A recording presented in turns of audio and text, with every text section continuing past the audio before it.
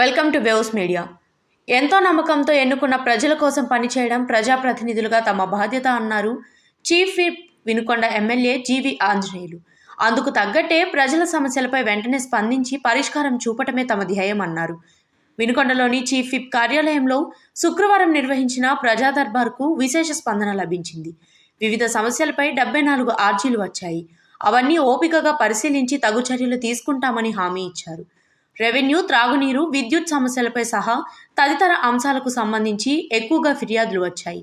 వాటిలో అప్పటికప్పుడే కొందరు సమస్యలపై సంబంధిత శాఖల అధికారులతో ఫోన్ ద్వారా మాట్లాడి తక్షణమే పరిష్కరించాలని సూచించారు.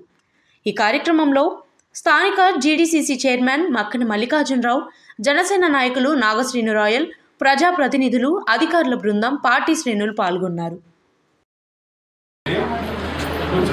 పింఛన్ వాళ్ళు కూడా ఇక్కడ వినుకొండ టౌన్లోకే రావాలి.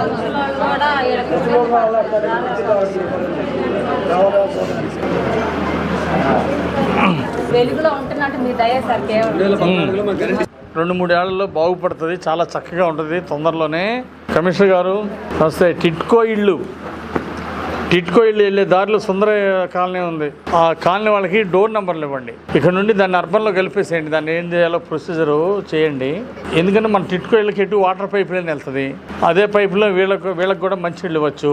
డోర్ నెంబర్లు వేయండి. భవిష్యత్తులో సిమెంట్ రోడ్లు, కాలనీలు, కరెంటు ఏం కావాలో మొత్తం చేయాలి. ఈ కాలనీని బాగా అభివృద్ధి చేయాలి. మనం దానికి మున్సిపాలిటీ కింద కలపడానికి ఏం చేయాలో ప్రాసెస్ కూడా కంప్లీట్ చేసేయండి.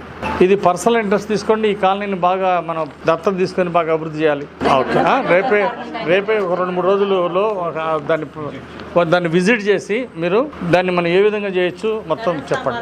ఇప్పుడు కరెంటు పోల్స్ అంగన్వాడీ సెంటర్కి పెట్టండి. మీకు పక్కనే ఇట్లా పట్టాలు ఇవ్వాలి. అది సర్వే చేయించి అది ఏ భూముల కింద చూసి వీళ్ళందరికీ పట్టాలు అరేంజ్ చేయాలా. వాళ్ళిద్దరు చేర్చచ్చు.